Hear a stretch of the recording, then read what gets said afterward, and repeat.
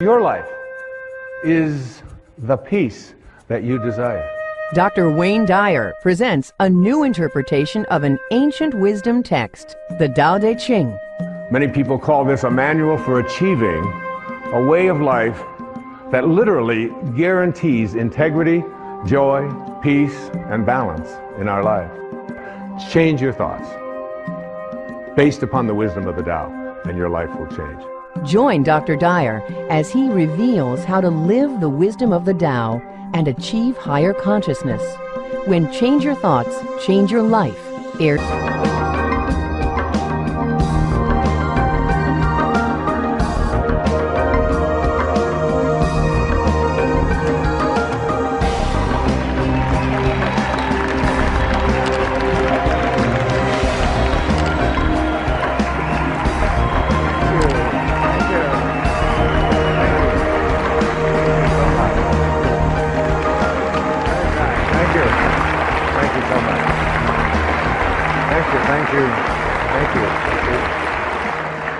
Thank you so much. It's so wonderful to be back on public television. It's now 10 years we've been creating public television programs. It's been a wonderful journey. I obviously support public television. It's a way to bring higher consciousness to our entire country, and I'm proud and pleased to be here. This is a program about changing your life. Not in the traditional way that we think of when we think about changing our lives. Usually that means changing your behaviors, retraining yourself, getting new habits, going out and trying them out and changing your life. This is about changing your thoughts, and then your life will change. Change your thoughts, change your life. It's the name of this program, it's the name of the book. It is something that I very strongly endorse, that we have within us the ability and the capacity through the way that we use our minds and the way that we process things and events to make our lives totally shift and change around. And I can tell you that it doesn't make any difference what age you are, whether you're a teenager watching this or whether you're someone in your 60s, 70s, 80s, or anywhere along the way. You can make that change. And I'll tell you, it happened for me. 2 years ago, on the 10th of May, I turned 65, and the next day, on the 11th of May, I had a life-changing thing take place for me. I changed the way that I was thinking about who I am, about what kind of a man I am, about what kind of a person I intend to be for the rest of my life and where I'm going. And something began to resonate with me that I had to make a shift and make a change at the age of 65. I had a wonderful office, which was really a townhouse. It was filled with over 20,000 books. It was filled with clothing. It was filled with records of all kinds. It had pictures on the wall. I had awards that I had received over the years, and everything that I had accumulated, literally, in this physical world, had accumulated in that office. I turned the key and handed it to my manager, Maya, who's been with me for almost 30 years, and I said, I would like you to sell everything, or distribute everything that's in there. Sell the townhouse, get rid of it.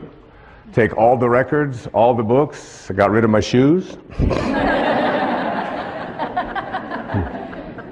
And I left it all behind and turned it over to her to get rid of everything. I detached myself from a lifetime of accumulations, and I moved full-time to a place over in the middle of the Pacific Ocean on one of our great islands called Maui.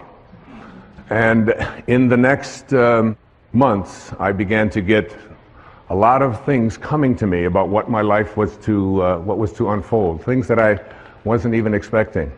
And I think about this idea about what age you are, and whether or not changes and shifts can be made, and how difficult so many people attribute this to. They say, that's an impossibility. I couldn't possibly do that. I'm so attached to all of these things. Or I'm too old. I've been living in the same place too long, whatever it might be. Right here in this audience is one of the women that I revere, I think more than any other woman I can think of in the professional world. At the age of 60, she changed her thoughts, and her life changed dramatically. She started a publishing company called Hay House, which is one of the world's largest publishers of spiritual and higher consciousness materials. She wrote a book called You Can Heal Your Life. She's here today.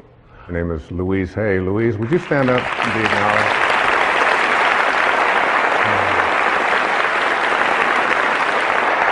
Thank you, sweetheart.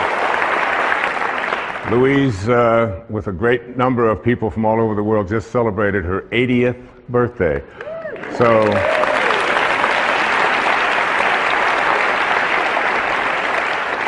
I should look so good even at 60, all right? And I'm just so deeply honored that you're here, dear. Thank you. What happened for me in the next few months was absolutely life-changing. I had a friend tell me who was severely addicted to all kinds of drugs and alcohol, who was basically very close to death. He refused all kinds of treatment. He wouldn't go through the programs and so on. But he read a book, and the book was called The Tao Te Ching. The Tao Te Ching. T-A-O-T-E-C-H-I-N-G. Tao Te Ching. Tao in ancient Chinese means the way, the great way. Te is the term that means the application of or the virtue of. And Qing, in ancient Chinese, means book. So it's the book for applying the virtue of living the way. That's what this book means. And he told me that, and I thought, I've heard of the Tao Te Ching, I've heard of Taoism, I'm familiar with that. I had read about it when I was in college. I'd even lectured a little bit about it when I was teaching at a university in New York City, at St. John's University. It was something that I had sort of a cursory awareness of. But it wasn't something that I was really profoundly interested in. I was watching a TV show one night and someone talked about the Tao on there. I walk into a bookstore and there's a copy of the Tao. This is all happening in the 6 months or so that between when I had left, and knowing that it was time for me to detach myself from all of the things that had been so much a part of my life and move on into a new area of my life. So I couldn't resist it any longer, and I said, I really want to read the Tao, and I'm going to take the next year, a full year, and in that year, what I would like to do is I would like to read each verse. There are 81 verses in the Tao Te Ching. You can read it in an afternoon, but you can study it for a lifetime. And in the studying of this, I said I would like to just take those 365 days for the next year, and in every 4 days, I am going to read one verse. Some of them are only 4 lines long. Some of them are 12, 16 lines long. I'm going to create for myself a way of seeing if I can live this Tao. And what I did was I would read it, then I would meditate on it, I would walk on it, I would go swim on it. When I would do yoga, I would practice it, and then I would sit down after the 4th day, and I had a picture of the man who was considered to be the author of this, although there's no historical actual record of his name is Lao Tzu. This is the visage that I looked at. This is the image of an artist's drawing of Lao Tzu. In ancient Chinese means old man. Old man. He was the old man who was living in China in the time of the warring states, and he decided he didn't want any more to do with war and violence and hatred and killing and all of the things that were so much a part of his world. And he got on his oxen and he left, and before he left to go off and be by himself, he dictated some 5,000 Chinese characters, these 81 verses that became the Tao Te Ching. There are some people who call the Tao Te Ching the wisest book ever written. If you Google this thing called the Tao Te Ching, you'll come up with over 1,300,000 hits on the Tao Te Ching.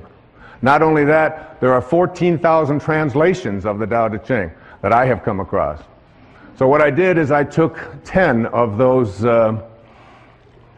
translations, the ones that seem to be the most relevant, the ones that seem to have the most meaning to those people who lived in this part of the Western world. And I combined them into what I consider to be the most useful translation of the Tao Te Ching.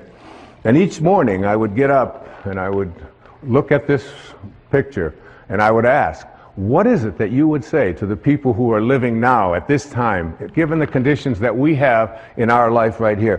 What is it you would do? Many people call this a manual for achieving a way of life that literally guarantees integrity, joy, peace, and balance in our life. Now, there was a man who was a contemporary of Lao Tzu. His name was Confucius. He was many years younger than Lao Tzu, but he kept hearing about this old man who had all of this great wisdom. And one day, he decided that he was going to go, legend says, and visit Lao Tzu. And he spent a full day listening to this man, because Confucius was someone in China who was trying to lay down all the rules of etiquette and how to conduct yourself and trying to dictate to the people what they should be. Lao Tzu had nothing to do with any of that.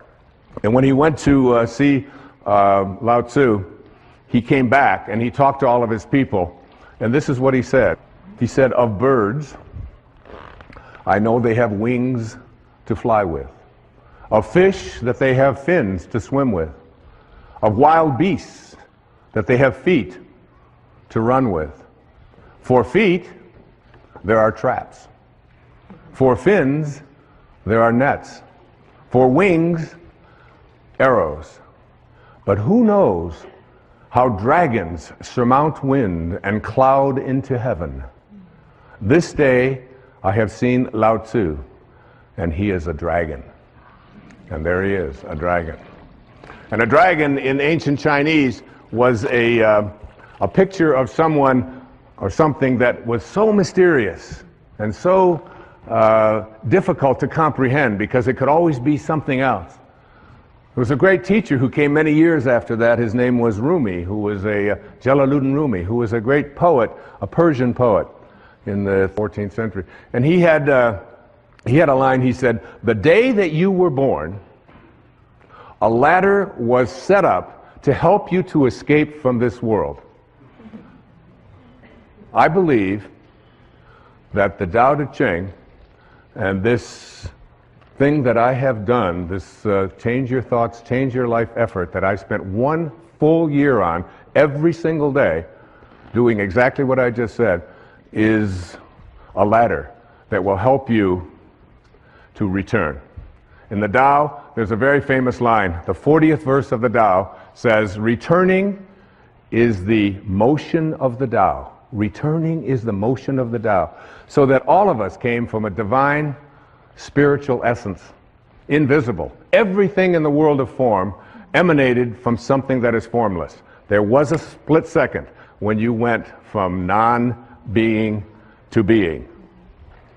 And what Lao Tzu was trying to teach was to be able to return to that place from which you came and live your life from the spiritual perspective and become a God-realized being. Another great poet, T.S. Eliot, once said, "We shall not cease from exploration. And at the end of all of our exploring will be to arrive where we started and to know the place for the first time." For the first time. What I'm asking you to do, and what Lao Tzu seemed to be saying, was learn to die while you're alive, because you will ultimately return. All of us have a return trip, a round trip ticket when we came in, didn't we? But if you could learn to die while you're alive, and there's a great story, I have to tell you this story. I want to read this story to you. It's a way to look at this idea of dying while you're alive. It goes like this. To die while we are alive gives us the only opportunity we will ever have to get outside of this package that houses us temporarily. There's an ancient parable that repeated generation after generation by the spiritual masters of India, which illustrates this point. Listen to this wonderful story. A traveler from India went to Africa to acquire some local products and animals, and while in the jungle, he saw thousands of beautiful, multicolored talking parrots. He decided to capture a talking parrot and take it back as his pet. At home, he kept his parrot in a cage, and he fed him, and he gave him wonderful seeds and honey, and played music for his pet, and generally, he treated him very well. When it was time for the man to return to Africa 2 years later, he asked his parrot if there was any message that he could deliver to the parrot's friends who were back in the jungle. Well, the parrot told his master to say that he was very happy in his cage, and that he was enjoying each day, and to convey his love. Well, when the traveler arrived back in Africa, he delivered the message to the parrots back in the jungle. Just as he finished his story, a parrot with tears welling up in his eyes fell over dead. The man was alarmed, and he decided that the parrot must have been very close to the parrot in the cage, and that this was probably the reason for the sadness and for his demise. When the traveler returned to India, he told his pet what had happened. As he finished his story, the pet parrot's eyes welled up with tears, and he kneeled over dead in his cage. The man was astounded, but he figured that his pet died from the despair of hearing of the death of his close friend back in the jungle. The trader opened up the cage and tossed the dead bird outside onto the trash heap. Immediately, the pet parrot flew up to a branch on the tree outside. The trader said to him, "So you're not dead after all. Why did you do that? You tricked me." And the parrot responded, "Because that bird back in Africa sent me a very important message." What was the message? The trader wanted to know.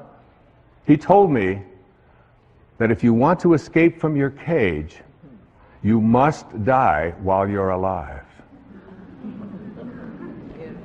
We must indeed die while we are alive, in order to be able to look back at our waking consciousness and see ourselves trapped in our cage, which in our case is our body. And then we will see how unnecessary it is to remain caged. Isn't that a great story? I love that story. Yeah, you can applaud. What I encourage you to do is to create for yourself a sacred space. And in this sacred space, I would like you to place everything that has energy value to you. Photographs. I have this photograph that I looked at every day for 1 year and began to talk to after a while. It's a little weird, but you begin to get this idea.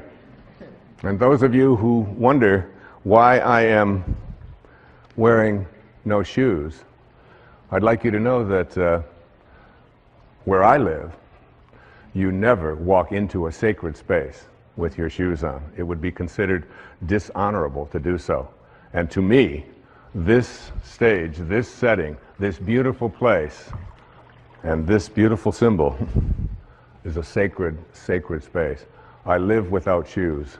I heard it said once that if you wear shoes everywhere you go, the whole earth will feel like leather. And it's nice to feel what the earth feels like, and to feel that naturalness. So in that sacred space, you will feel the energy of the photographs, of any mementos that you have, of pictures of your children, of drawings, of statues, of anything at all that you can think of. I have a beautiful sacred space, and it calls me. And as it calls me, when I go into that place that is so profoundly sacred to me, the most beautiful things begin to happen for me, particularly in the middle of the night when no one else is up, and I feel closest to God, and I feel closest to this beautiful old man who sent so many important messages to me through his Tao Te Ching and in my meditations to help me to create this program, Change Your Thoughts, Change Your Life, Living the Wisdom of the Tao.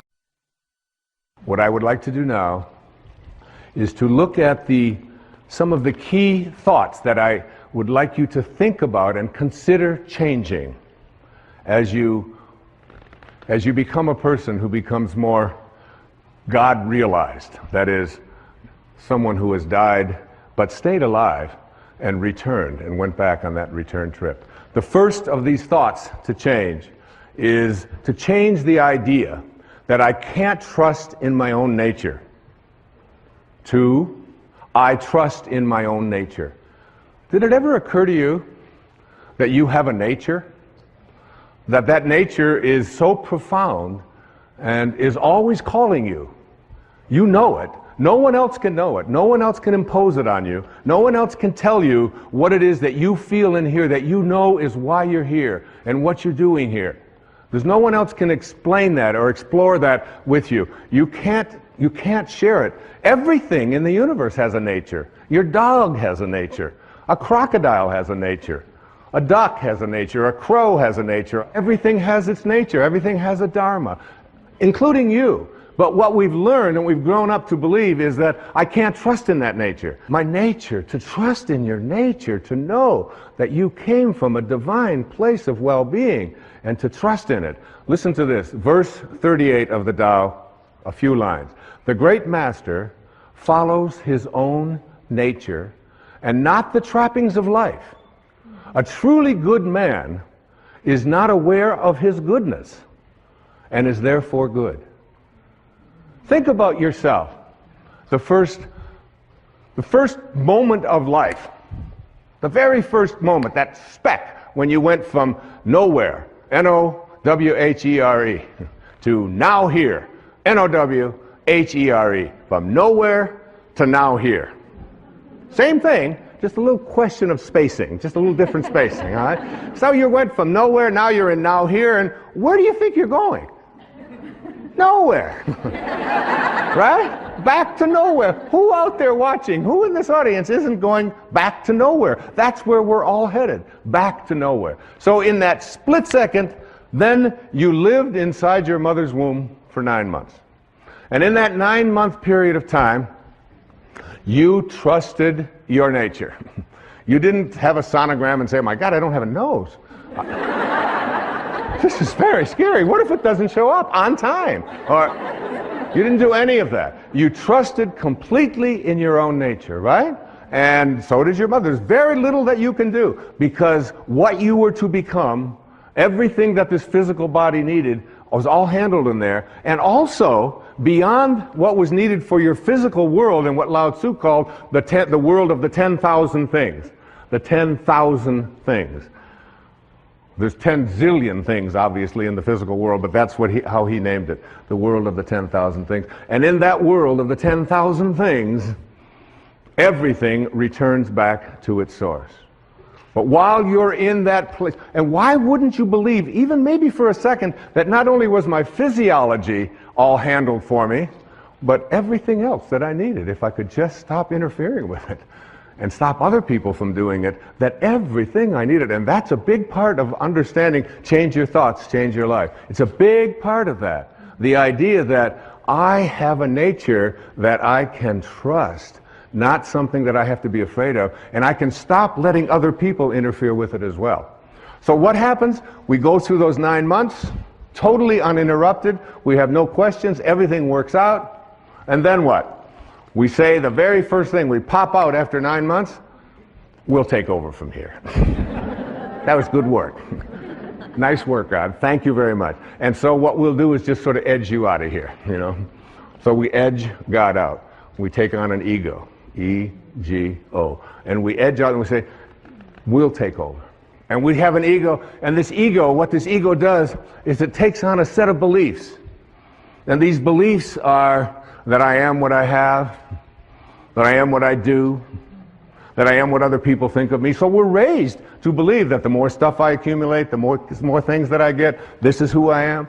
The more that people like me, this is what I'll get, and on it goes. I want to tell you a story. It's a story of one of my children. Her name is Tracy.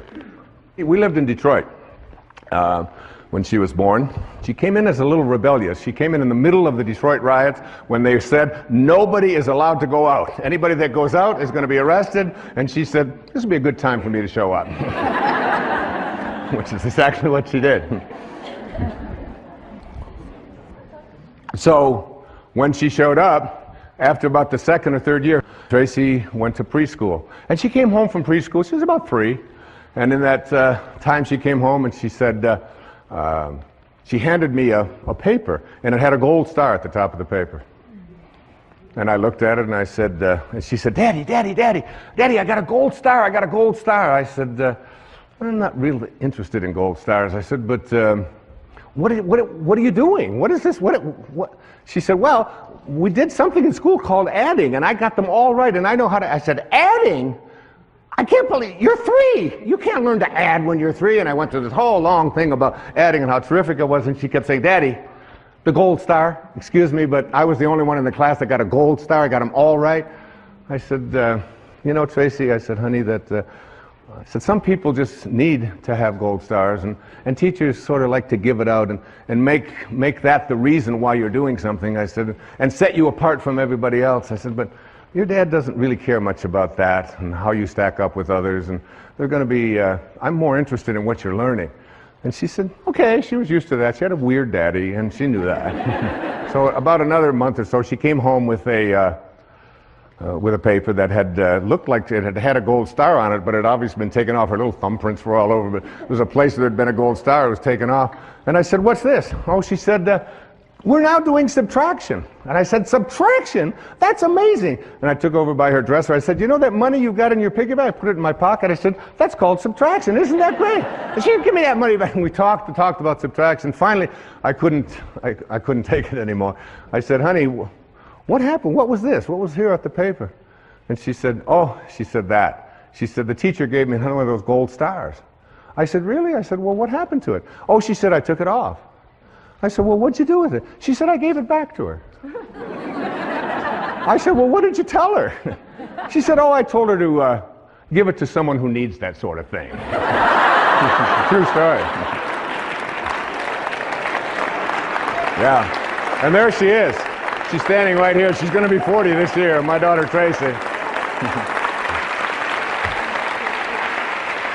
So, what we have to do is learn how to take this ego of ours, this part of us that believes that who we are is what we have and what we do and what other people think of us. But remember, if you grow up believing that you are what you do, then when you don't, you aren't. And if you believe that you are what you have, when it's gone, you aren't. And if you believe that you are what other people think of you, your reputation, which we raise people to believe, I have to be concerned with what other people think of me. Take this ego and retrain it. And one of the ways that you do to retrain it is, first, you take this idea that the ego has of fear. What are you afraid of? Anybody out there, what are you afraid of? Shift from fear to curiosity. Become curious about what you're afraid of. That's what Lao Tzu taught me. Become curious about what you're afraid of. You're afraid of flying? Get curious about that. Get interested in that. You're afraid of snakes, you're afraid of disapproval, you're afraid. Just shift from fear and say, I'm going to become more curious about what I'm afraid of. And then take all of the things that you're attached to, like all of your photographs, like all of your furniture, like all of your clothing, like all of the stuff that you find so much attachment to, and start letting it go. Start letting it go. You know, the day that I turned that key on May the 11th in 2006, I didn't even know where I was going. I just knew there was a shift taking place. I felt freer than I'd ever felt, I think, in my life. In my mid-60s, out there on a whole new adventure. And here we are talking about it on national television, on PBS. Take that idea that you have to be attached to things and know that you came in with nothing, with no thing. And you're going to leave with nothing, with no thing. And understand that your life is a parenthesis in eternity. Live there without attachments. And then take your need to be in control of yourself, of others, of the situation, and shift from control to trust. Begin to have a trust. Lao Tzu, Lao Tzu is profound about this. And each one of the 81 verses, it comes up about 60 times as you look at letting go and letting God, allowing yourself to trust in your nature, allowing yourself to no longer believe that everything has to be controlled by me, and that other people no longer have to be in control of me as well. Begin to trust. Just like you did for the first 9 months. You trusted. Your nose showed up. Your height showed up. Your eyes showed up. Whatever. It all showed up. It's all perfect. It's all divine. So why not wander through your life and have this wonderful, peaceful knowing that it's all fine? And finally, shift from your sense of entitlement. Nobody can treat me that way. I'm entitled to have this. Well, I paid for that. I let go. I mean, that in 1 year, I let go of all of my entitlements. I don't feel I'm entitled to anything. I'm just here. Shift from entitlements to radical humility. Lao Tzu speaks about it so often. Stay humble. Stay low. The greatest leaders are the ones who do the least. The ones who stay back and just model and allow. And at the end of the day, in one of the verses of the Tao, it says, the people will say, we did it ourselves. We did it ourselves. In verse 49 of the Tao Te Ching, here's an exact quote. The sage is kind to the kind and kind to the unkind because the nature of his being is kindness. And also, be wise and help all beings impartially, abandoning none. You know what I do? Just before I did this program, I have to admit I was nervous. I was humbled by it. Like who are you, Wayne Dyer? Who are you to read the Tao and believe that you can interpret it on television and interpret it in a book and spend a year and say, like, I got real humble with that. And you know what I say? Tao, which is just another word for God, or Source, or Krishna, or Allah, or whatever you want to call it, guide me. Guide me now. I have that awareness before I come out. If you knew, it says in the Course in Miracles, if you knew who walked beside you at all times on this path that you have chosen, you could never experience fear or doubt again. I remember Mother Teresa saying to a dear friend of mine who was asking what could he do? What could he do to do something for her? He was, his name was Pat McMahon. He was on KTR radio in Phoenix. And finally Mother Teresa said to him, you can do something for me. She said, tomorrow morning, get up at 4 a.m. and go out onto the streets of Phoenix and find someone who's living there who believes that he's alone and convince him that he's not. That's what you can do. That's how saints talk. That's how Lao Tzu spoke. Okay, let's go on to the next thought. To change. So you're changing from not trusting in your nature to trusting in your nature. You change your thought from I need more to what I call living contentment. What is this thing about more? It's the mantra of the ego, isn't it? I have to have more. I have to collect more stuff. I have to have more friends. I have to have more money. It's more, more, more, more, more. When where you came from nowhere. You don't need anything. It's a continuous bombardment that we are all exposed to in this whole world of believing that we have to have more. It's one of the reasons why I love public television so much. You don't see ads on PBS. You don't have to be constantly exposed to the idea that you have to have more and you have to get more, and if you don't have this, then you're not complete, and so on. So we get bombarded with this idea of attracting more. And Lao Tzu says, live contentment. Live in a state of being contented. Here's verse 81, the last verse of the Tao Te Ching. My favorite translation of it, and I put it right into the book. Sages do not accumulate anything, but give everything to others. Having more, the more they give. It's a great lesson. My son Sans, who's You know, we're very, very close. We just spent a couple of months together over in Maui, just being together, just being. It was a divine time. And he came home with, it was last summer, he came home with 4 T-shirts that he loved. And I said, well, honey, I said, which one do you like the best? He said, well, that one over there, that blue one, it's got the writing, and it's got the drawing, and it's got a surfer, and it's got, I said, that's great. I said, I'd like to have that one. He said, no, Dad, that's my favorite. That's the one I like the best. I said, I know. I said, that's the one. Would you mind if I had that one? He said, I would mind a lot if you had that one. He said, maybe you can have one. I'm not so crazy about this one over here. I said, so you're going to give me something you don't like? You know, I said, that's the one. I love that because we have the same taste. Could I have that one? He said, Dad, you're crazy. He said, you can't have my favorite T-shirt. I said, well, I want you to think about that. I want you to think about detaching and letting go and not needing to have more. And he's heard me talk about this stuff his entire life. So finally, he just, you know, I went in and I tried it on and I said, this thing looks so great. Looking in the mirror, you know, thinking.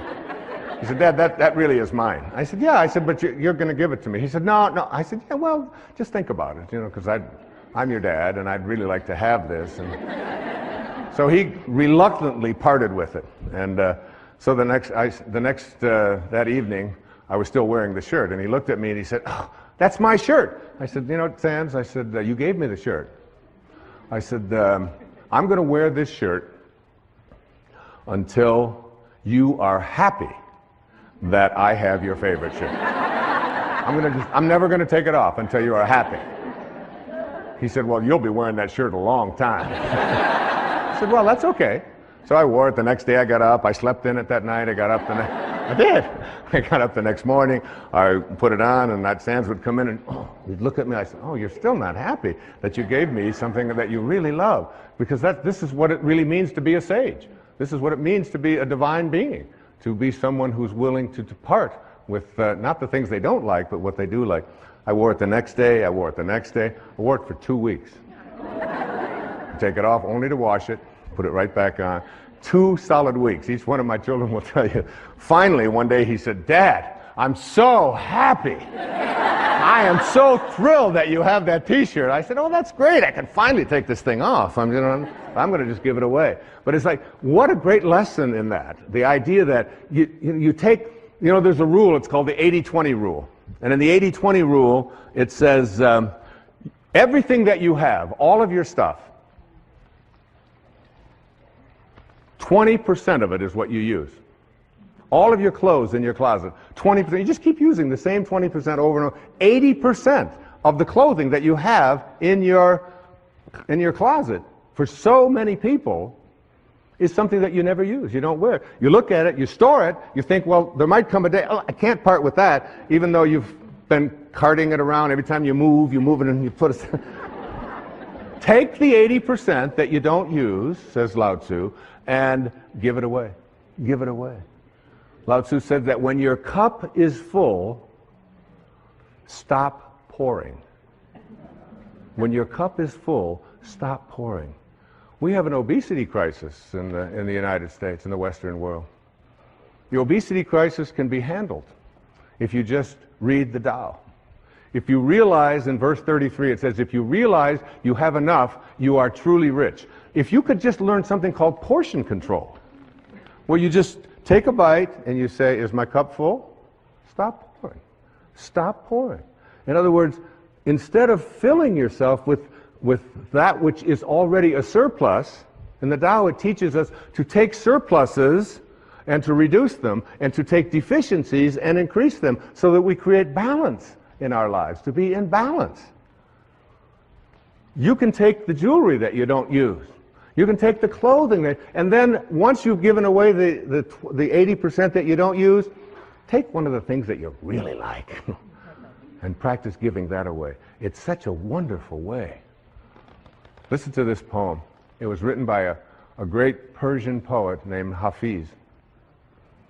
It says, even after all this time, the sun never says to the earth, you owe me. Just look what happens with a love like that. It lights up the whole sky. it lights up the whole sky. There's no owing. There's no owing. You don't have to be, you can practice living in a state of contentment.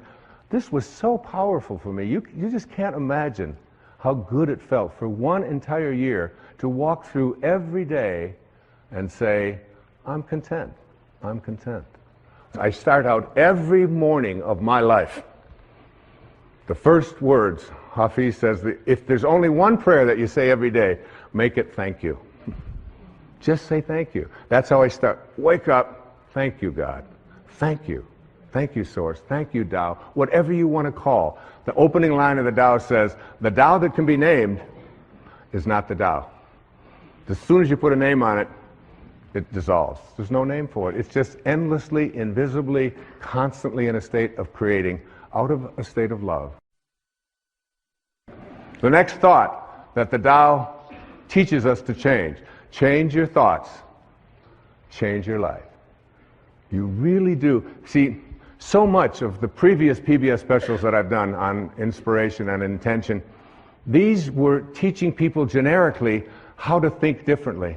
What Lao Tzu taught me was what to specifically think in place of thinking that.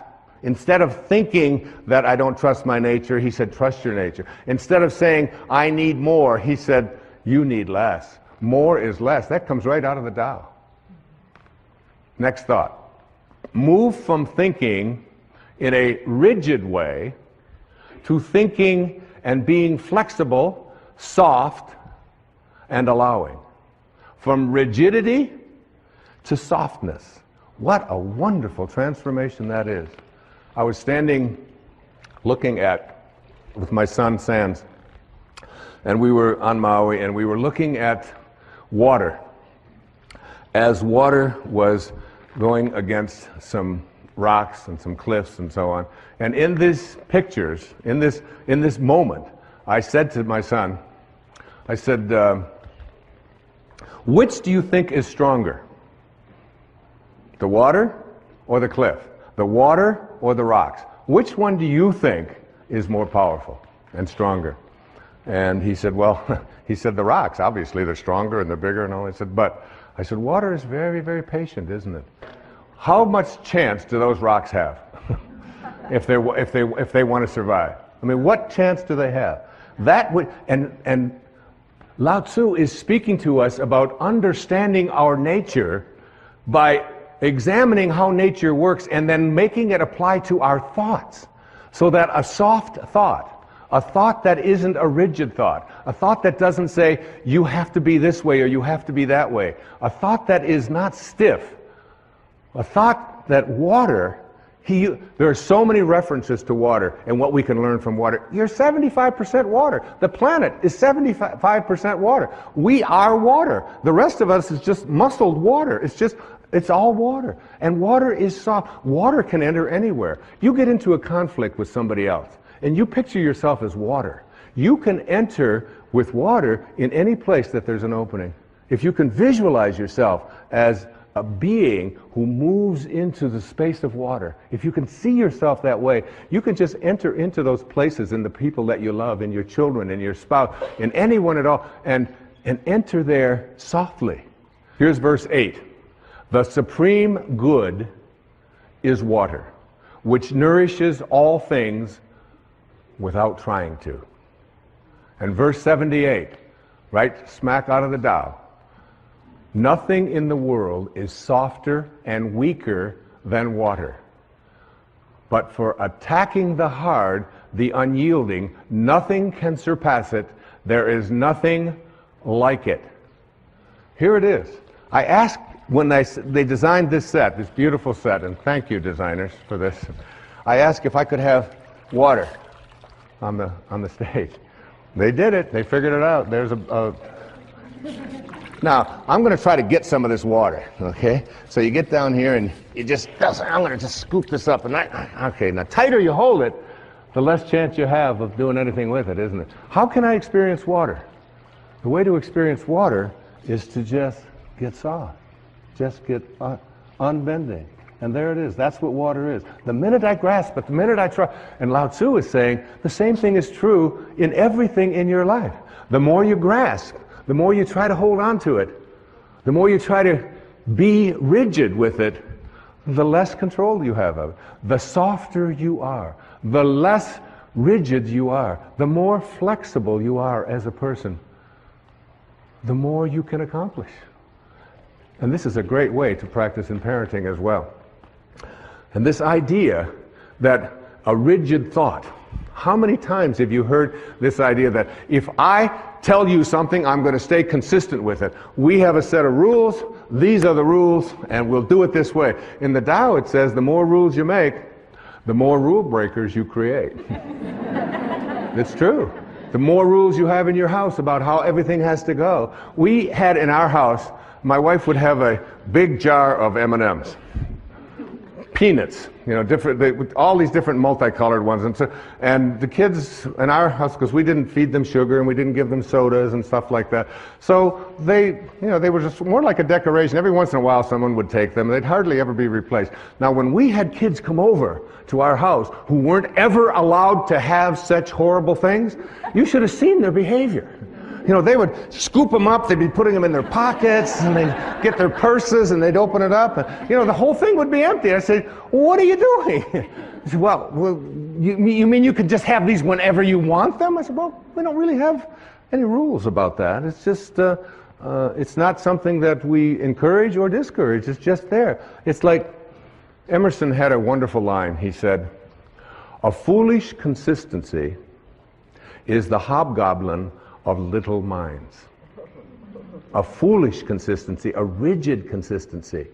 So that there are many people who will say, if I say it on Monday, you can be absolutely certain that on Wednesday, I'm going to believe the same thing, regardless of what might happen on Tuesday. Now, Tuesday might have something real that you might want to be changing your mind. You might want to say, you know, I thought that this time, but now I've seen this, and now we can shift. And you can see how this can become and so much about the Tao is on leadership. Leadership in the family, leadership in the community, leadership geopolitically. Less rigidity, more openness, more willingness to listen and say, I changed my mind. Because a foolish consistency is the hobgoblin of little minds. And what I believed on Wednesday has changed because of what happened on Tuesday. Now, another important thing to say to your children, to your friends, to your lover, to your spouses, to whomever, to the people you work with, words that we're so terrified to say, but which give us a sense of living with the Tao. I don't know. I don't know. I'll look it up. Say it. I don't know. Doesn't hurt. Say it again. I don't know. Isn't it fearful? I mean, so many people, and it's like very freeing, because my kids ask me something, and I say, I don't know. They say, Dad, you know everything. You know everything. I say, well, I don't know that, and I'll look it up, or we'll try to find an answer to that, but I don't quite know. I know that I spent 20 years running, and I ran every day for 20 years, for 22 years, without missing a day. 8 miles. Never missed a day. That's rigid, all right? Some call that obsessive. But you brush your teeth every day, I used to say, and you don't call that obsessive. And you go to the bathroom every day, and you don't say, well, he's obsessively doing that again today. You don't do that. But anyway, what I learned is that even in the world of exercise, there are certain things that are built in to make us rigid, to make us stiff, to make us hard. And we lift, and we run, and we kick, and this is what we call working out. There's another kind of working out that is ancient. It goes back to the time of Lao Tzu and before, which is called yoga. And yoga means union. It means union with your source. And when you do yoga, you can stay in the same place. You can do the equivalent of 8 miles. When I used to run 8 miles, I had to run 4 miles that way, turn around, 4 miles back.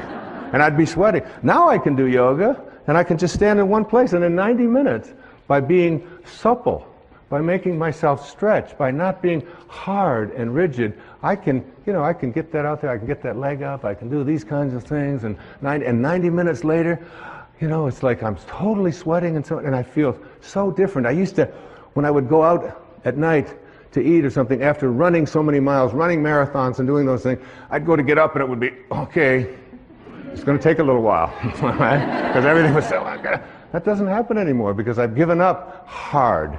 I've given up being rigid and substituted it for being supple, for being flexible, for living a life in which I don't have to always be so fierce. Listen to this verse of the Tao Te Ching. It's one of my all-time favorites, verse number 76.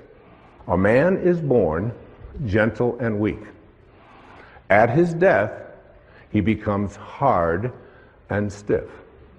All things, including the grass and the trees, are soft and pliable in life, dry and brittle in death.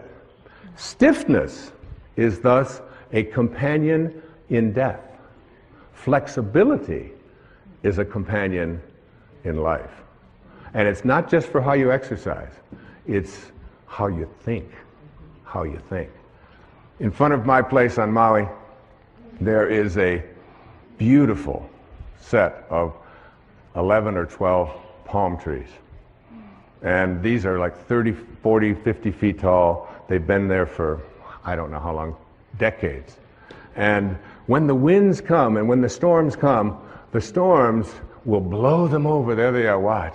And they're just these amazing elastic things. I learned so much from these things. I go out there, when I wrote the essay in the book on the verse 73, I just went out there with the palm trees and I would just commune with these palm trees, and they go all the way up and then they come all the way back. That's a symbol for how we need to think in our own lives. In verse 73 it says, "It is heaven's way to conquer without striving. It does not ask, yet it is supplied with all that it needs. It does not hurry, yet it completes everything on time." One of my favorite lines from the Tao, one of my favorite beliefs from the Tao is this, that you're doing nothing. All of you, you're doing nothing. You're just being done. Just like you were the first 9 months of your life. You think you're out there and you're making this happen and you're making that happen and you've got all these rigid things and you have to apply your life this way. You're not doing anything. Any more than you were having your fingernails show up when they were supposed to. And look at you, look at all of you, look around, it's like, what held it in yesterday, I don't know, I'm not doing anything. They fall out and they don't fall out no matter how hard I try to keep them in there. Finally my kid said, give it up, give it up. So I was over in England and they told me that I couldn't take my shampoo bottles on the plane. And there's nothing you can do about it. I said, yes, there is.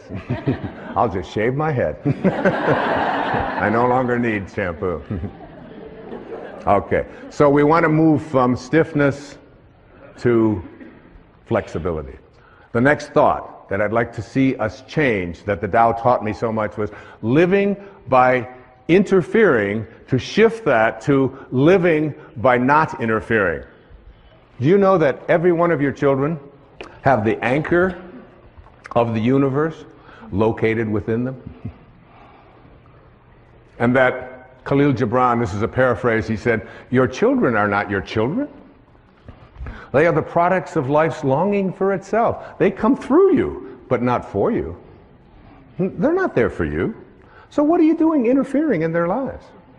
Now, I'm not talking about letting them play out in the traffic or play at the edge of a swimming pool if they don't know how to swim. I'm not talking about that. I'm talking about, I called this when I was working on this and living this and practicing this for that full year of 2006, the bite your tongue, zip your lip verses of the Tao. Verse 29 of the Tao. Do you think you can take over the universe and improve it? I do not believe it can be done. Everything under heaven is a sacred vessel. and cannot be controlled. Trying to control leads to ruin. Trying to grasp, we lose. Allow your life to unfold naturally. Allow other people's lives to unfold naturally as well. We have parents, I see them a lot, they're called helicopter parents. Because they're always hovering. They're hovering over their kids and they're telling them what to do and what not to do. And my son came over from England, my son Shane, and he was going to get ready to go to college in America. And my wife said to me, so you're going to take him and show him about registration, right? I said, oh yeah, I'll be doing that. She said, well, make sure that you help him because he doesn't have any idea how to register at the school, this great big school with thousands of people. I said, yeah, and I do, right? I would know how to register kids at school, you know. And so Shane got in the car and I said, it's all going to be fine. It'll all be fine. And we drive over to the campus and I drop him off and I have my tennis racket in the back. And he said, where are you going? I said, well, I'm a prophet. I said, I get paid by the thought. And I have a tennis match, and then I have to walk on the beach so that I get paid by the thought. He said, but what about the registration? I said, well, the registration, I said, you'll do a lot like I did when I learned to register. He said, well, what do you mean? I said, you'll just go up to the people and say, where is registration? And they'll say, it's over there where all of those people are all lined up.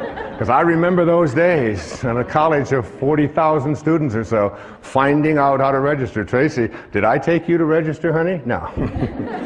So he said, you mean you're just going? I said, yeah, you just go with it. I said, you want daddy to walk with you over and take you through graduate? You're 18 years old and you want daddy to register you? He said, oh, no, I wouldn't want that. So we got home at the end of the evening, when I got back home, and my wife had said to me, she said, did you help Shane at registration? Oh, I said, I gave him so much help. Probably the most help he ever had in his life. I taught him how to do things for himself. And so that I wouldn't have to be interfering and hovering over and figuring it all out for them. My children know that when their science project comes up, that I'm there for consultation, but I passed science. I got through that myself. And you'll be doing your own science project. If I can help you, I'll be happy to help you, but I'm not going to be getting the glue and figuring out how to make a time clock and all of that. I said, you know, just look at a clock. That's how you tell time for me, whatever it might be. And it's not an uncaring and it's not a callous attitude at all. It's an awareness that your children have the anchor of the universe located within them. That's what Lao Tzu said. Now, my dear friend, who I love so much, she's right here in the audience, Carrie, right there, Carrie Evans from Maui.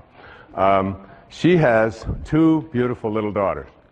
And she asked me if I would watch them one afternoon when my grandson, Carter, was visiting. I said, I'd be happy to watch them. She said, but you don't understand. I mean, they're gonna do this and they're gonna do that. I said, you just go off, and she was studying for an exam. I said, you go study, do whatever you have to do. I can handle 3 little kids out at the swimming pool for 3 or 4 hours. I can handle that. So she went off, very nervous, gave me lists, told me what to do, what they might say, what they might not say. And then if she says, now if Kylie says this, you tell Kylie, and if Kamiley says it was Kylie, Kamiley, and Carter. All right? So they go out there, and right here, there's a little pool over here, a little swimming pool. And I watch them over in the swimming pool, and Kylie takes the water and splashes my grandson, Carter, and splashes Kamiley, and Kamiley comes over to me and runs over within 2 minutes. Says, Kylie splashed me. Well, of course, I'm working on the Tao. Non-interference. And I said, splashing, honey, is in the way of things. When you're near water, splashing will take place. She said, yeah, but she splashed me. I said, you'll probably work this out. This will all be fine. And she stood there for the longest time with her little lip and so on, and finally she realized she wasn't getting anywhere with me. She went back. Before you know it, one of them had taken, now Kylie and Kamiley are teaming up against Carter. And they pushed him under or whatever. Now one of them is 5, and one of them is 4, and one of them is 7 or 8. And Carter comes running over as fast as he can, runs over. He calls me Bampa. I'm Grandpa. Bampa. Bampa, Bampa, Miley pushed me under the water. I said, Carter, I'm a Taoist master. But Bampa, she pushed me. She put me under the water. I said, you'll just have to work this one out, Carter. I'm a Taoist master. This went on all for the first hour or so. But I noticed as I was less interfering that they were working it out. They tried again. After a few times they'd come over and they wanted this and they wanted them pushed and wanted that. But each time when I let them know that I was watching and making sure they were safe, but I wasn't going to interfere. I wasn't going to resolve it. I wasn't going to settle their disputes for them. I wasn't going to be a helicopter parent, even for an afternoon. And the way that it resolved itself was they had the anchor of the universe within them. They have a nature. They know what to do. One of my favorite things always to say to my children when there's a conflict is, you know what the right thing to do is. What do you think? You know. You have it in your heart. You are a divine being. They all know that. I've said those words to them over and over again. You'll figure it out. You'll work it out. Not I'm going to interfere. I'm going to tell them what to do. You can practice this so many places, so many ways in your life, particularly as parents, even in business. It's very important in businesses to allow the people to say at the end of the day, right out of the Tao, oh, we did that ourselves. We did it ourselves. In the Tao it says, there's a time for everything, and everything in its time. There's a time for everything. Listen to this. There's a time for being ahead, and a time for being at peace. There's a time for being in motion, and a time for being at rest. There's a time for being vigorous, and a time for being exhausted. And in the Bible, to everything there is a season, a time for every purpose under the sun. I practice, this was so helpful to me, particularly as I do my yoga practice.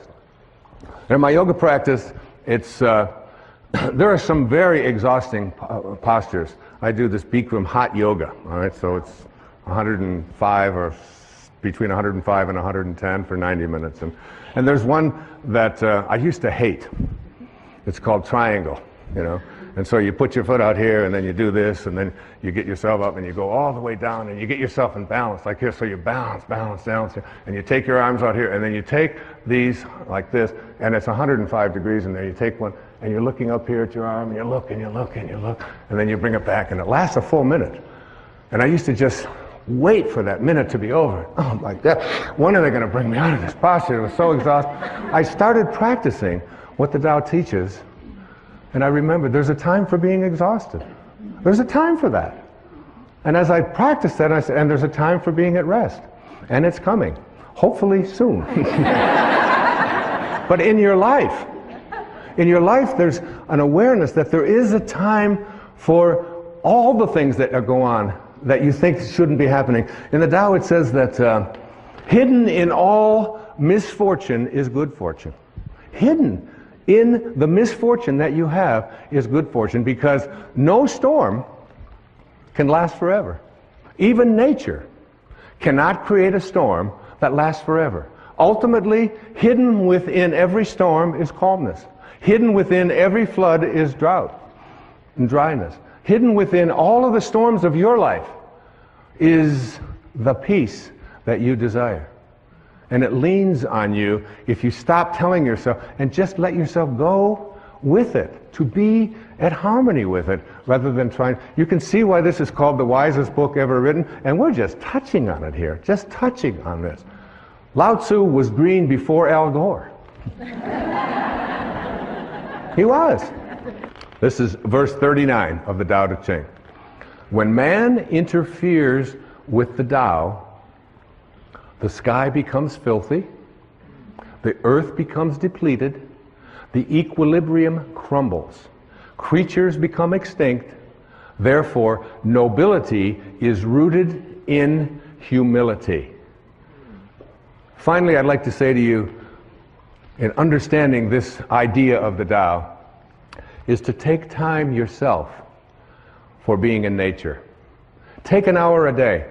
Every day of your life, take an hour a day, no matter how busy you are, no matter what scheduling that you have, to get out in nature. Walk barefoot on the grass. It's one of the great ways to overcome an inability to sleep at night. Just go out when you can't sleep and just walk on the grass, walk on the earth, and reconnect yourself. Now, go out and be with the tree and look at what you can learn from nature. Look at these trees. Look at these animals. You can study. Look at that. You can study a flower like that is so magnificent as it's unfolding. That's an actual photograph of this thing growing and unfolding there. Be with that. You have much to learn from nature, from water, from the sky, from the winds, from the trees, from the birds. The more you do it, the more you see yourself in all of them. The more you'll feel yourself as a connected being, living the Tao. Another thought to change. To change from thinking big to thinking small. It's so much of the Tao has in it statements that seem so paradoxical and so confusing to us. More is less. Less is more. Think small and get great things done, accomplish great things.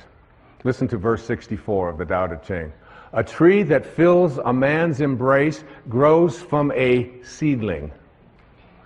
A tower 9 stories high starts with 1 brick. And here's the most famous line out of the Tao. A journey of 1,000 miles begins with what? The first step. 1 first step. Okay?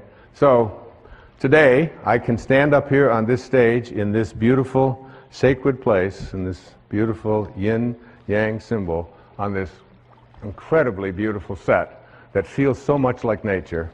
And I can say to you that in a very short time, this year, I will have completed 20 years without taking a drink of alcohol. 20 years, okay? Thank you. Now that's big. That's big. Because I drank every day. Not to get drunk, but I drank every day. 2 or 3 beers every evening after running, and it was like, and I couldn't remember a day when I hadn't had, I thought back 10 years, 12, I couldn't think of a day, not one day in the previous decade or two that I had not had a beer, or several beers. So that's big. And if I would have tried, if I'd have said to myself 20 years ago, Wayne, you're going to quit drinking for the next 20 years, I would have gone immediately and had a drink.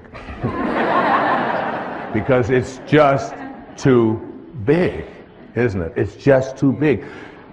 You don't do big things. You do small things and thus accomplish great things. It's a very important distinction to make. Whatever it is that you would like to create or contribute or become in your life, take 1 step. How did I let drinking go for 20 years? And I don't even know about tomorrow. I never think about tomorrow and whether I'm going to have a drink. All I know for sure is that this won't be the day. I do it 1 day at a time. That's how you overcome anything called an addiction in your life. You take it, you reconnect yourself to the source from which you came, which is a source of what? Well-being, isn't it? And you get back and return, get on the return trip and say, I am connected to well-being. And I'll do this 1 day, 1 hour, 1 minute, 1 second if I have to, at a time. And when you do it, I mean, it's behind in all of the programs for overcoming addictions, and all of the work of Bill W., all of the work of Alcoholics Anonymous, all of the work of any kind of addictions. It isn't just alcohol. It can be food. It can be addiction to your emails. It can be addiction to work. It can be addiction to so many things that so many people find that they can't get past. And to move themselves into a place where I think small. I ran 7 marathons in my running years. And about the 22nd or 23rd mile, you begin to ask yourself about your sanity. And what am I doing here? And my body is breaking down. But the way that you finish the marathon is not by saying, I'm going to run 26 miles. You don't do that, especially when you still got 5 or 6 to go. You just say to yourself, can I put my foot in front of the next one? Can I take one step at a time? Can I do it one step at a time? And before you know it, you've accomplished great things. I watched my wife give birth to 4 children right there in her in the delivery room with her. And she does not, you know, when you have a baby, it takes 9 months, doesn't it? You don't say to yourself, oh my God, I gotta have a baby, I gotta get pregnant, I gotta deliver it, I gotta go through labor, because that'll just drive you. And so, there are people who do that. And it's a torture for them. But I watched her do it one moment at a time in labor. Not what's going to happen an hour from now, what's going to happen this afternoon, am I going to have the... none of that. And she did it all naturally because it was all... And her mind was so strong as she was doing it that I couldn't even penetrate. I couldn't even communicate with her. She was so focused on just being here. She would say, these are not labor pains. These are just signals. Just signals. And I can take this signal. I can do this for 1 minute. I can do this. It's the way everything gets done. I watch the great tennis players on the planet. Roger Federer, Pete Sampras, these people that are really masters at this game that I played for so many years, not even close to those kinds of levels. And they'll be in a tournament, they'll have a seeding, and they'll say, here's the first round, here's the second round, here's the third round. There's no such thing as playing the 4th round before you've played the first round. And then when you get to the first round, you don't go out there and say, well, I've got to beat this person in 3 sets. You say, I'm going to think 1 serve at a time. I'm going to think 1 point at a time. And every great athlete, I don't care who they are, they will always say, I can't think out there in big ways. I can only think small. Thinking small is what gets great things done. Verse 63, achieve greatness in little things. Take on difficulties while they are still easy. Do great things while they are still small. The sage, one of my daughter's names, the sage, does not attempt anything very big and thus achieves greatness. Greatness comes from being in the moment, here, present, in the now. The sage confronts difficulties but never experiences them. This is the idea of thinking small. And finally, I'd like to see you change from this thought. Change from seeing yourself as separate to seeing yourself as connected to everyone and everything in the universe. Our ego tells us that we are separate, that who we are is this body that we have, and everybody out there is separate from me. Nothing has been more profound and more powerful. Ego tells us that we are separate, that who we are is this body that we have, and everybody out there is separate from me. Nothing has been more profound and more powerful, nothing has been more profound and more powerful and important for me than this verse of the Tao Te Ching. This idea that we are all one. That all of us emanated from the same source. And by doing so, by emanating from the same source, we need to see ourselves as connected to every single being, every single person, every single flower, every single tree, every single animal. If you can see yourself in everyone, we're all connected. It makes about as much sense to me to have a smoking section in a restaurant as it does to have a peeing section in a swimming pool, right?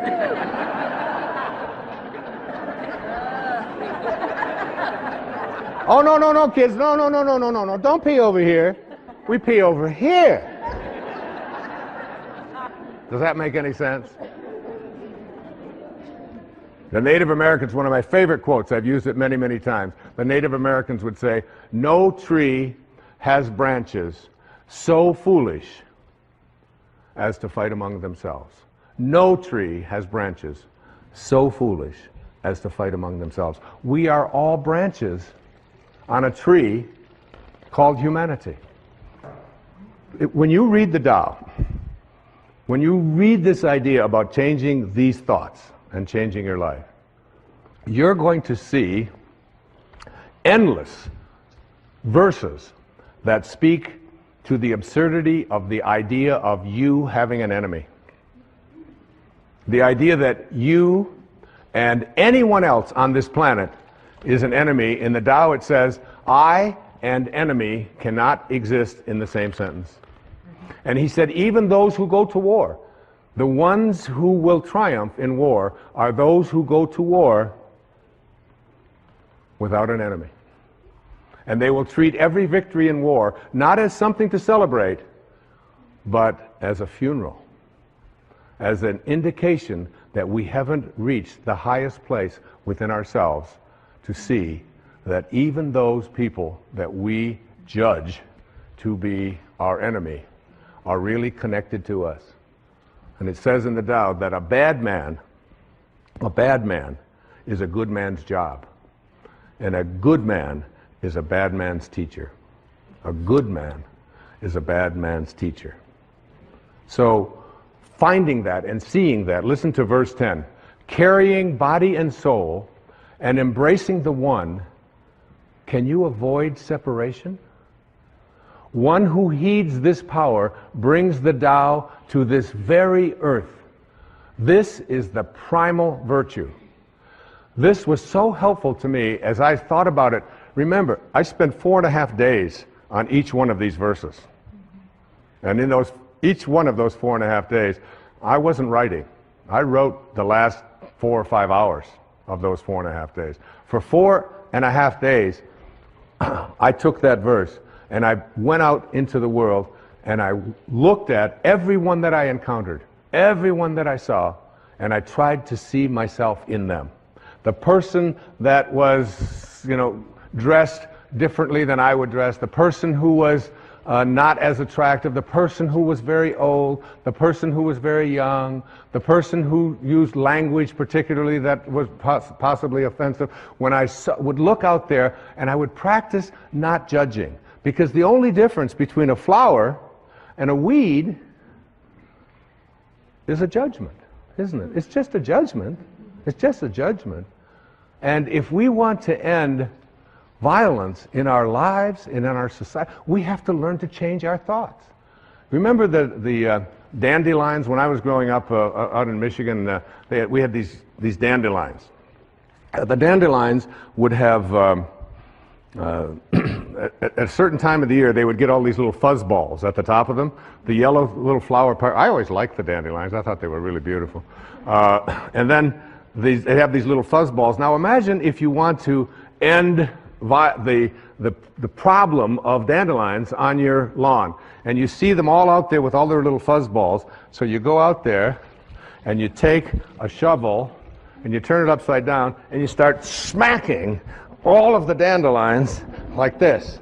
And what do you do when you use violence to attempt to end the presence of these dandelions, which are problem for you on your lawn? Is they all scatter, and then in the spring, guess what you got? You got more. You got new generations of dandelions. There's such a lesson in that, isn't there? There's a great lesson that when we use violence as a means to resolve our disputes, whether it's individually with each other, or whether it's in countries, or whether it's in communities, whenever it is that we resort to that kind of not seeing myself in others, and out of this kind of a consciousness will emerge those people who will ultimately begin to get this. Because if we don't get it, if we don't really get it, civilization as we know it will not survive. It will not survive. We have to learn that the people that we call enemies, no matter how horrendous they may behave toward us, there is still something of us in all of them. And we can figure out a way. Yes, we of course have to defend ourselves. And yes, we don't allow people to push us, or all of those kinds of things. But at a deeper and a higher level, Lao Tzu was asking us to go within and find that place of peace and try to reach out to that and help someone to make a U-turn. Those people can be reached because they have the anchor of the universe located within them. In verse 25 of the Tao it says, thus to know humanity, understand earth. To know earth, understand heaven, which is where earth came from. To know the way, understand the great within yourself.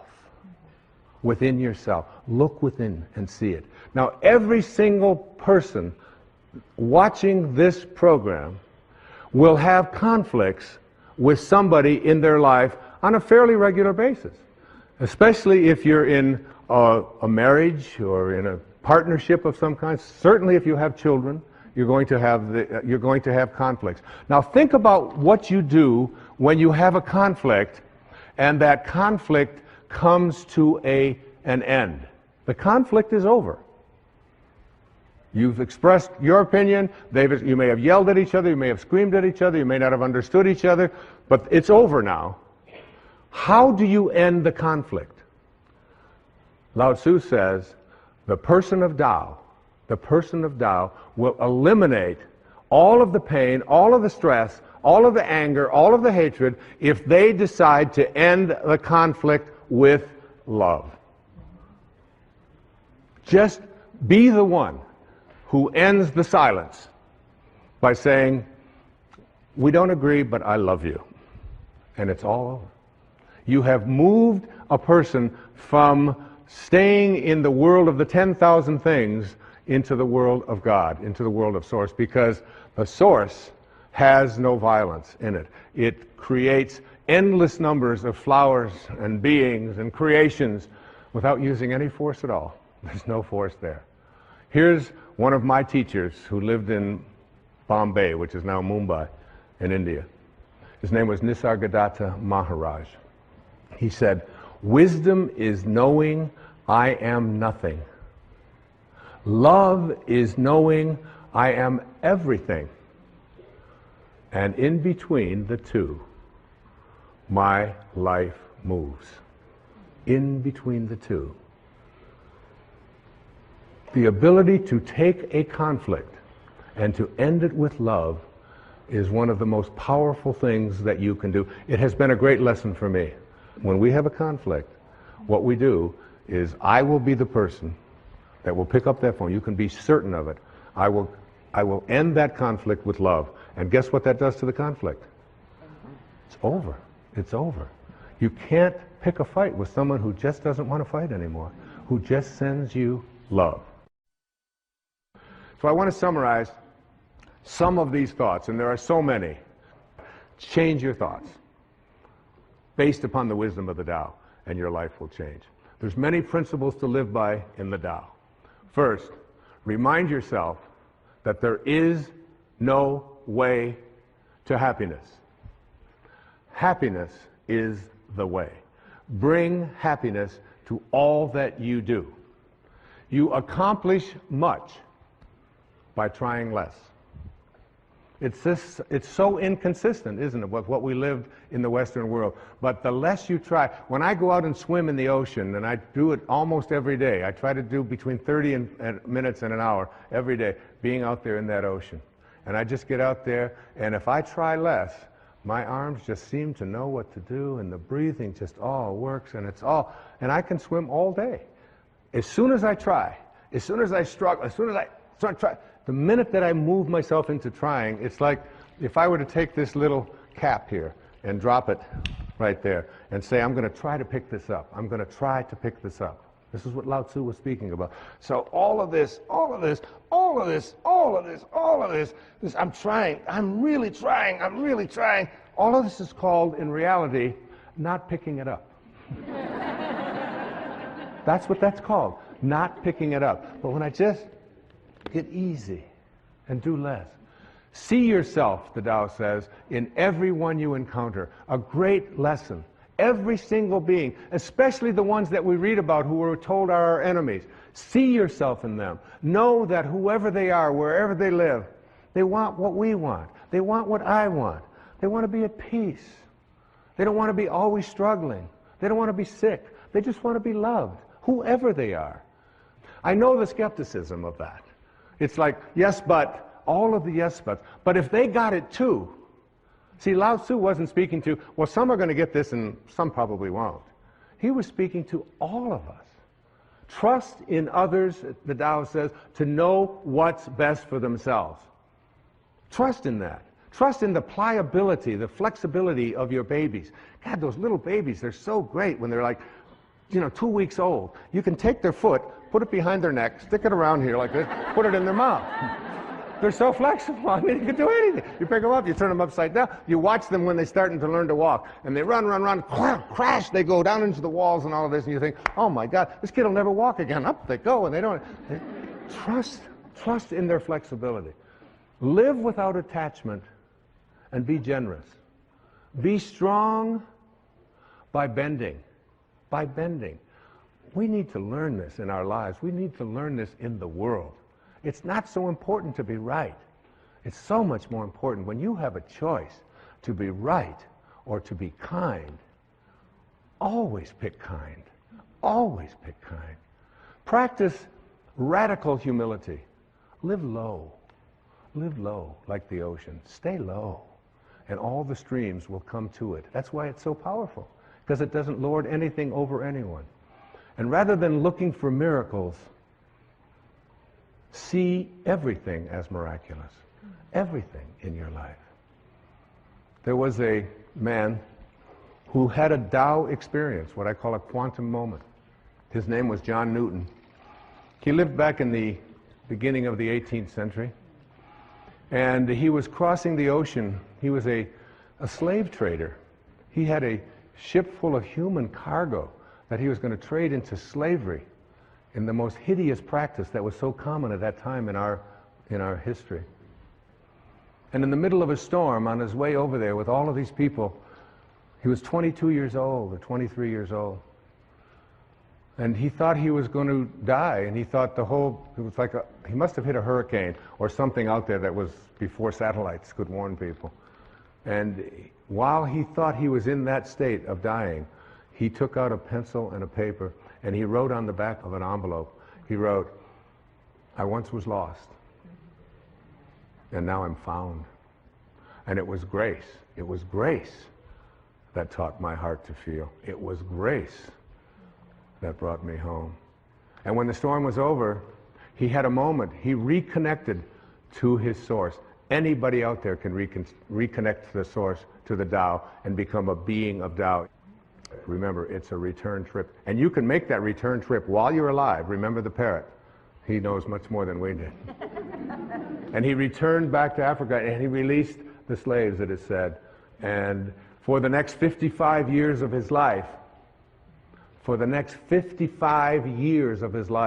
he shifted and became the most ardent spokesman as an abolitionist to abolish that hideous practice of slavery. That's what he devoted his life to it. A former slave, it's like going from Saul to Paul, from being a person who crucifies and murders Christians to being the author of a big portion of the New Testament as St. Paul.